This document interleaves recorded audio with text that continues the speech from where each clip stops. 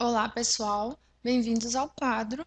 Vamos nessa aula dar alguns exemplos sobre o raio atômico e sobre energia de ionização. Na verdade, nós vamos treinar um pouquinho aí com o que nós aprendemos sobre esses dois conceitos.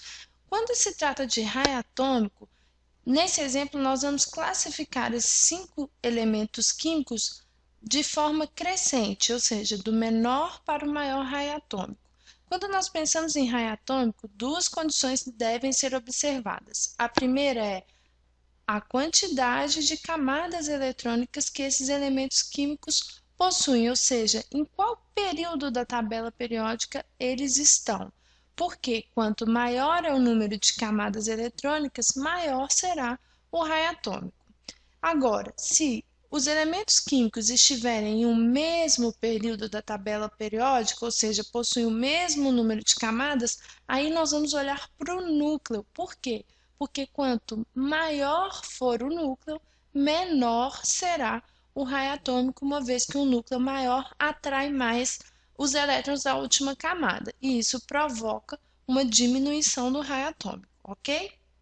Então, olhando para esses 5 elementos, vamos classificá-los em ordem crescente. Primeira coisa que nós vamos observar, então, é em qual período esses elementos químicos estão localizados. O magnésio, ele está aqui, ó, no terceiro período da tabela periódica. Já o berílio está aqui, ó, um pouquinho acima, localizado no segundo período da tabela periódica, assim como o nitrogênio também, que está no segundo período da tabela. Já o cálcio está aqui, ó, logo abaixo do magnésio, no quarto período da tabela periódica, junto ao berílio, que está aqui, ó, um pouquinho à frente, também no quarto período. Então, olhando para os períodos somente, o berílio e o nitrogênio possuem os menores raios, enquanto o cálcio e o bromo possuem os maiores raios. Então, nós vamos classificá-los agora. Olhando então para o berílio e o nitrogênio, eles estão no mesmo período. Então, nós vamos pensar agora no tamanho do núcleo. Quanto maior for o núcleo, menor será o raio atômico. Ou seja, o nitrogênio ele possui um núcleo com 7 elétrons, ele tem então um raio atômico menor que o raio do berílio, que possui um núcleo com apenas 4 elétrons. Passando à frente, nós temos agora o magnésio, é o único que está localizado no terceiro período. Ele tem um raio atômico maior que o berílio e o nitrogênio. Por quê? Porque ele tem uma camada eletrônica a mais. Seguindo agora para os elementos que estão no quarto período, e por isso eles possuem raios atômicos maiores, nós vamos olhar então para o núcleo do cálcio e do bromo. O bromo tem um núcleo maior, o bromo contém 35 prótons no seu núcleo, enquanto o cálcio possui apenas 20 prótons. Assim sendo, o raio atômico do bromo é menor que o raio atômico do cálcio. Então, aqui nós classificamos de forma crescente esses 5 elementos químicos de acordo com os seus raios atômicos. No segundo exemplo, nós vamos falar sobre a energia de ionização, que vocês também conhecem como potencial de ionização. Essa energia é aquela que nós precisamos fornecer para arrancar, para retirar da eletrosfera um elétron do átomo, ou seja, para arrancar ali da última camada um elétron do átomo.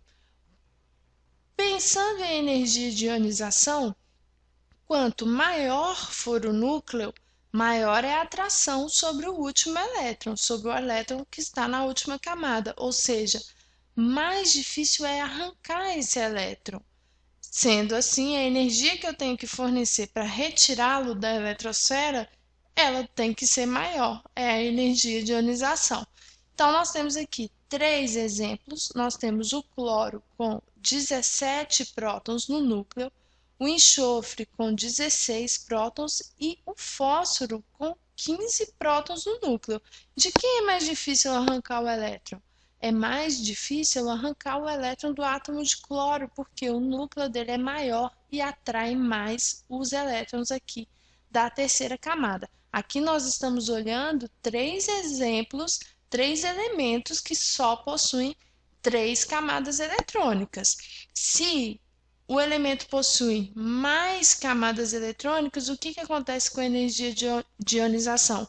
Ela tende a diminuir. Já quanto menor o número de camadas, maior será a atração do núcleo sobre aquelas poucas camadas e maior a energia de ionização que eu vou precisar, tá? Então, aqui nós estamos olhando para três elementos com a mesma quantidade de camadas. Olhando esses três elementos, eu só penso no tamanho do núcleo. O cloro tem um núcleo maior, então a energia de ionização do cloro é maior que a energia de ionização do enxofre, que é maior que a energia de ionização do fósforo. Só um paralelo que eu quero fazer com vocês antes de terminar essa aula é que elementos químicos que possuem baixa energia de ionização, eles tendem a formar cátions. Por quê?